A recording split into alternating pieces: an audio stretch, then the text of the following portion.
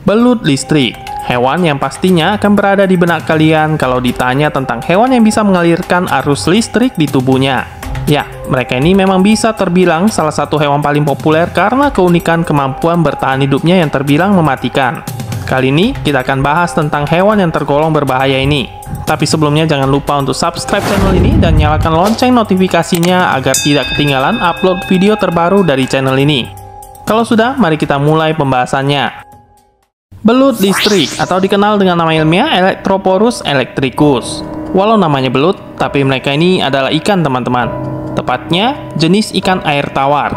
Berasal dari Amerika Selatan dari wilayah yang disebut neotropis, belut listrik termasuk ke dalam klad ikan yang memiliki kemampuan menghasilkan listrik yang kuat. Mereka tergabung dalam ordo Gymnotiformes. Ordo ini dikenal juga sebagai ikan pisau di Amerika Selatan. Oleh karena itu, belut listrik tidak berkerabat dengan belut sejati atau kelompok Anguilliformes. Nah, perlu kalian ketahui belut listrik itu terbagi menjadi 3 spesies, yaitu Electroporus electricus, Electroporus voltae, dan Electroporus varii. Ketiga-tiganya berasal dari Amerika Selatan. Tapi dari ketiga jenis tersebut, Electroporus voltae lah yang merupakan penghasil biolistrik terkuat di alam.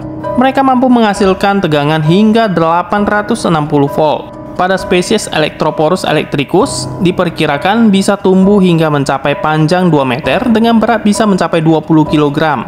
Lalu, bagaimana ikan ini bisa menghasilkan listrik yang sangat kuat? Jadi begini, belut listrik memiliki 3 pasang organ listrik yang tersusun memanjang. Organ utama, organ hunter, dan organ suck.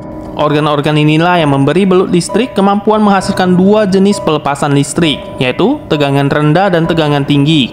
Organ-organ ini juga tersusun dari elektrosit, yaitu sel-sel otot yang telah dimodifikasi. Pada tubuh belut listrik mengandung organ listrik yang jumlahnya sekitar 6.000 sel khusus.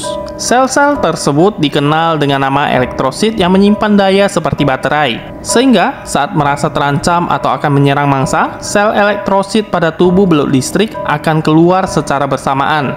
Jadi, sel elektrosit pada belut listrik punya 2 sisi, yaitu posterior yang dilengkapi dengan motor neuron, lalu ada lagi sisi anterior yang bergelombang dan punya bentuk sedikit kusut. Sedangkan pada membrannya memiliki banyak saluran protein kecil yang secara aktif memungkinkan ion natrium dan kalium keluar dari selnya. Sementara itu, elektrosit akan membuat dipol atau muatan elektrik. Perpaduan keduanya kemudian akan menghasilkan listrik untuk menyergap mangsa atau untuk mempertahankan diri dari predator.